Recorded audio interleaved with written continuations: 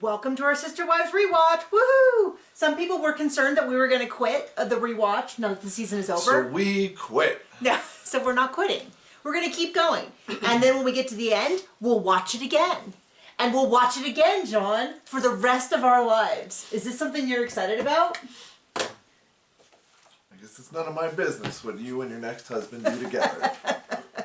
So we're on season 6, episode, I think 6. I don't have it in front of me. Yeah, it says 6.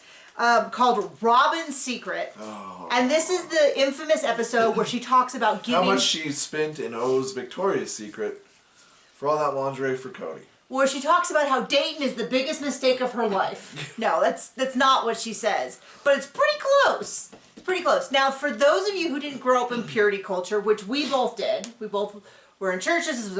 I don't know what the modern church is like with how they talk to teenagers, but at the church I was at, and I think many churches at that time, this was like a big thing. Like, we heard more about don't have sex than we probably did about Jesus. I went to a good church. I'm not saying it was a bad church. I'm just saying, if you had asked 16-year-old me what the most important Christian tenet was, it would be don't have sex before marriage. And then somewhere below that would be like, love your brother as yourself, love your neighbor as yourself, or oh my gosh, my brain's going. But like the Beatitudes, like that would all be real down the list. And I would have sworn that Jesus had a lot of sermons about not having sex, John's laughing because Grace didn't really mention it that much. But we're Christians, named for Christ. Not actually mentioned that much. Now, I'm not going to get into too much preaching, other than a lot of I will say that there's a lot of research that's showing that a lot of the way that how we were raised in the purity stuff, which is very similar to what Robyn talked about today, is not necessarily, is kind of harmful to people later on in life when they do get married. And then they're like, oh, bodies are shameful and stuff like that. So anyway, if you grew up in that and you're having a great time, awesome. But it was an odd episode. It was a short episode. They're going to bury a time capsule. Did not feel short. Going to bury a time capsule and talk about... A time capsule? They're going to bury a time capsule, and they're going to talk about... Robyn sits down, and this is also... There's many layers to this, which is kind of weird. One is... There's also gloves. There's gloves. The way that she talked to the camera with Cody, very understandable story. But somehow when she told the kids, she didn't say any of that same stuff, and she was very much like, she heavily implied that her purity was taken from her by force. I mean, which is what she said, but... To the kids, but that's not what she said in the private interview. A little odd because she flat out says... Is that why her pants were on fire? Liar, liar, pants on fire. So they talk about, they have Sunday, now that they're all back in the cul-de-sac, they can have Sunday services. To my memory, I don't think we see it again. But right. I can't say for sure. And then Cody says, Cody routinely volunteers the stupidest thing I've ever heard. Such as when he said that, he pictured that when they moved to Vegas, that members of his church would drive down and come do church with him, and they'd visit and they'd do all that. And nobody has done that. And anyone who has ever moved... You mean people wanted to distance themselves from this crazy idiot? Well, it's just one of those things where you go... in all the years that we've moved, when we used to live on a ranch where you could go four-wheeling, snowmobiling, kayaking, horseback riding... We still got very few visitors. We got maybe 2 visitors. Too many. Well, you had 2 friends visit, and I had 2 friends visit. Is my memory of it over the 7 years that we were there. And it was like... And some family. And then we also had some family visit. But since we moved here, we've had even less family visit. We've had family visit, though. But I don't think we've had any friends visit. To be fair, I think some people asked to visit and we were like, not a good time. Do we even have friends? I don't know that we do, so that might be a moot point. But my idea is that his idea that they were going to come drive 4 hours to visit him, I didn't see him packing up his kids to go visit them. So it was just one of those things where you go, I remember there was a whole, I think it was a Real Housewives of New York episode or Sex and the City, where the whole joke was somebody moved out of their little area and no one ever visited them again. They moved to like Brooklyn. And they're like, oh, no one will ever visit you again. Or maybe it was like Will and Grace. I don't remember. But it was some sitcom or TV show or something where the person moved like an extra 15 minutes away and no one ever saw them again. We live approximately maybe half an hour out of town. And people are always like, wow, you come into church all the way from out there? Like, well, yeah, it's a Sunday. It's half an hour We drive. used to go to the grocery store that was an hour 15 away. Yeah, and it's just real funny because people be like, wow, from all the way out there. And we're like, yeah, the houses are like $10,000 less for every mile out of town. Right. So yes, we live out of town because we like to afford a home and we have horses. And unless the horse is going to take the spare bedroom, we were hoping to get a little bit of acreage to go with it. I got to mention that we do church. I made one offhand comment in a video last week, and now I got a number of people who commented. It's because everyone on the internet is stupid. No, stop that. And I got a number of people who thought that I was bashing all look Christians. at us. Yeah, well, we are definitely stupid. So we see the family gather at somebody's house that all we know. Now this is something I'm trying to track better, which is where did they go? Because all the Vegas houses kind of look the same to me. I'm pretty sure it was in Nevada. Well, what I mean is, because so in recent seasons, people are realizing like, wow, we don't really see much inside of Robyn's house, even though supposedly she got this big house, especially the rental. Before she bought her house, she got this big rental because she's like, we can do family stuff here. And then somebody asked, have we ever seen Robyn's home a lot? So I'm trying to track whose houses we're in. I don't know whose house we're in, except I know it's not Robyn's because we see Robyn and, oh, look, there's her nanny. This is when the sister was living with her, not the niece. That was later on. Okay. This is like Tasha or something. We see them all walking over. Cody's like, yeah, I thought people would come and just hang out with us. And we're like, and then they're like, well, church is really important because we're teaching the kids about the gospel. And of course I would say, well, aren't you always teaching your kids about your religious beliefs? But anyway, Hunter goes, yeah, it's really boring at church, and yawns so big you can see all 4 of his molars, like right on camera. I was like, man, that Hunter kid is hilarious. So Christine's she's kind of like, yeah, it's not, the kids don't really like the church time. And I mean, I get it. I would not. Yeah, when they can see their dad and his new mistress, like, flaunting how much time they spend together and then trying to teach them about, like, yeah, it's like the kids see right through your boring stuff. Bull. Oh, well, what I was going to say is that, when you're a kid, church is not super crazy exciting, which is why when we moved, we made a really big point of trying to find a church big enough that we wanted to find, we specifically looked at communities that were big enough to have churches that were big enough to have kids' church. Right.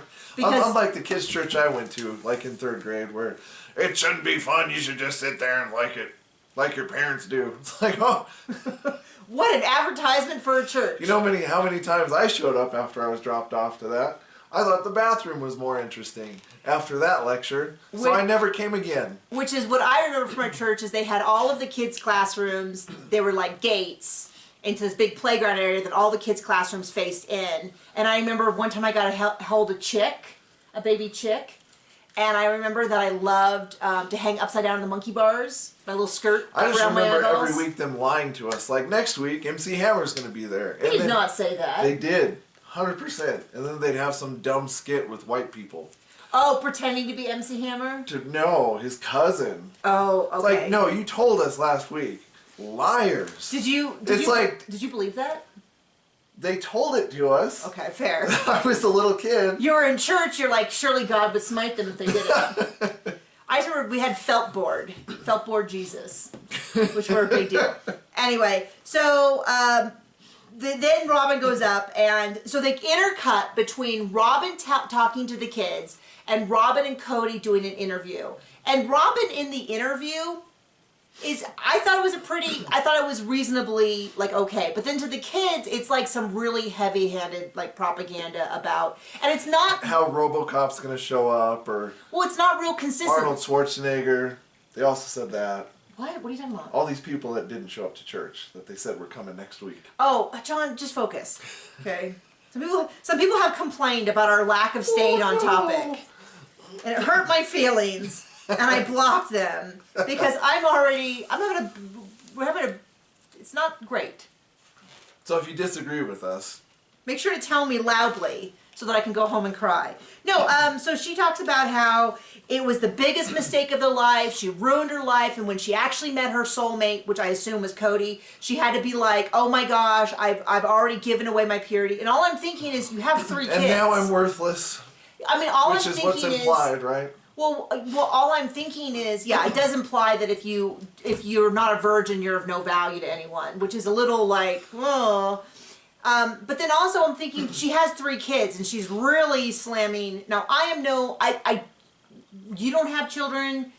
I do. I do have one. Yes. No, you didn't. You don't have children from a previous marriage. I don't either. So I am no expert on this, but it seems like going out of the way to say that your children were a huge mistake and the biggest mistake of your life, that there's not a part of the kids who, even if they understand it, like understand what she means, still don't feel like my mother would have been better off if I hadn't been born, because then she would have been a virgin when she met Cody. Right, right. But I remember when we were first married and we were at church, I made a comment about how we were lucky that you hadn't had children with your first wife, and somebody stopped us and said, no, you don't want that preference, because my child from my first marriage, and he was married to a woman, and they each had 1 child from before that they were married. They each were married, they had 1 child, and he's like, that marriage wasn't, like, he was just basically kind of putting in, you could tell this is how he spoke to his children, which is that marriage was not a mistake, because having you come from it is a blessing for both me and your mother, and now your stepmother and all of that. And I remember it really was eye-opening to me of like, oh, yeah, I can see how that language is really hurtful to people, to kids who come from these kind of things. So yes, very ignorant of me. I fully admit that I still have a lot to learn in life. Fell for the propaganda. I mean, that's how we were raised, that there's nothing worse and all of that. To have a failed marriage, and kids do complicate that. I'm not trying to underplay that it does complicate it, but kids complicate everything. But my point being that keeping that in mind and then hearing how she talks, it certainly does seem like if she said things like, it was all worth it to have my loving children, they did not show that. Because that's how she spoke to the kids. If we know anything about Robyn, if it's not about her, it doesn't matter. So what she said was, I have this purity, it's a purity of body and mind, it's the most important thing you can have, which I'm a little bit like, whoa, the most important thing you can have? Like, okay. And after this, we're drinking bleach to purify our bodies. Well, it's just very much like, that's the most important thing? Okay, but then she says that she was with this guy and he begged for it, and so she gave it away. It was the biggest mistake of her life. And then when she met the right person, her actual soulmate, she had to apologize and all that. And I was like, that's really harsh. Now, the story that she told us to the camera was... kind of gross, too. She was a really good girl. I'm putting that in quotes because I'm not going to try to say, it's good. She was a really good girl, and then later in her teens, she started to kind of question her faith. And when her parents weren't God anymore. Yeah, she said, I realized my parents weren't always right. They're not God anymore. And I was like... That's a weird thing to say. Well, there's 2 ways to take that. One, she thought they were God. I mean, one of them is like, when you're little, you think that they're God and they do everything perfect. The other way is does she actually believe that they were previously gods? I don't know. I don't know anything about... I know in our religion... Christians, which both Cody and Robyn said last episode they were, that's not a part of it. But I know that they have other beliefs that are beyond what Protestant Christians believe. But what she said in private was that she was a good girl, she had this boyfriend, they hadn't even kissed, and she was like, well, maybe I know it would feel good to kiss him, maybe I shouldn't. Maybe I'm being too much of a stick of a mud. I've been, this good girl for so long, and it's not really. And to me, it sounded like she sort of was like, well, maybe I'll just sleep with him. Which sounds radically different than what she told the kids. Because the kids, she kind of is implying that he wore her down or forced himself on her, and it was the biggest mistake of her life. But in the other version, it sounds more like, I don't know, very, very human experience. I knew a lot of people who had a very similar experience where they believe stuff because they've been told to believe, and then they got older and they started questioning it. And a lot of people then figure out that what they actually believe is a little different. Right. So there was all of that. It was the worst 9 years of her life, and she worked so hard to make it. And after they, when they were courting her, she would sit down with all of them and tell them how much debt she was in. Oh wait, no, she didn't do that. She didn't do that. And then she gave her most important valuable, her purity, to this guy, and he didn't respect it. And then McKelty's like, it was very powerful.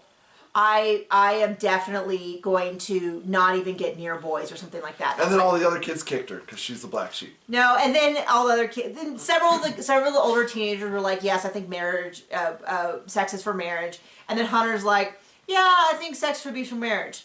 But if you're like in a committed relationship and love each other, I also think that's cool. So it's a little bit of like Hunter like walking both lines. Like, that's cool, but let me tell you the truth of how I really feel. Like, if you're not just screwing around, it's all cool. Did I spit on you? It's better than drawing on me. Okay. And so there was that was that whole thing, and it was it bothered me so much because I kept waiting for her to acknowledge the fact, because then she's like, well, then I got pregnant. And it's like the big, like, oh no, not pregnant. And then the pregnancy, the one that, the boy is sitting right there, Dayton's right there. And I was like, are we even going to address that, like, obviously this was the greatest blessing of her life? No? Okay then, I guess that's that. Cut to the most important scene with Cody with a shovel and gloves, so acting like he's doing something. Yeah, so he's outside digging a hole for their time capsule, and Robyn's like, it's going to be so amazing because we're gonna be here for like, the next 5 years, and then in 5 years we're still going to be here. I don't know if they lasted 5 years. Do you know if they lasted 5 years? Also, I don't care. I don't know. I'd have to actually look at the timeline to see if they even lasted 5 years. In my memory, I don't think they do. It's been 2 years since they're in Vegas, and I think so that means 7 years total, and I don't think they quite made 7 years, but it might be close. If they had been 8 or 9, I could say for a fact it wasn't, but I can't remember, and I'm not going to look it up right now. So he's got a hole. He digs a hole up to his hip. Diggy, diggy hole. Diggy, diggy hole. Diggy, diggy. So anyway, all the way up to his hip, and the kids put a bunch of stuff in that will be cool to see again in 5 years. They put it in a cooler, they bury it, and then Mary and him have a very brief conversation about her time. Her time is coming up on whether or not she's to tell him whether or not she's going to have a baby. And she says, well, this is really difficult. And she's like, we just need to have a conversation. It needs to be both of us. But what she means to say is, I would like a husband before I commit to having a baby. Yeah, a lot of her waffling makes a lot more sense when I realized he already had, I was going to say 1 foot out the door, but he had 2 feet out the door and was coming back to get the rest of his luggage at this point in his relationship with Mary. And I think what she's trying to do is have this conversation where she's like, are you going to be an actual husband? Are you going to show up? Are you going to... The answer is no. Are you going to hold me? Are we going to have a baby? Or am I going to be a single mother? But he didn't, and he probably should have at this point if he was being honest with anybody. Been like, I'm not really interested in that, but your money's green, and I would like that in the future, so stick around. Yeah, I don't... I will definitely lead you on about that. Yeah, so that was kind of weird. That was kind of weird. So that is the episode. That is the full thing. Thank you for joining us.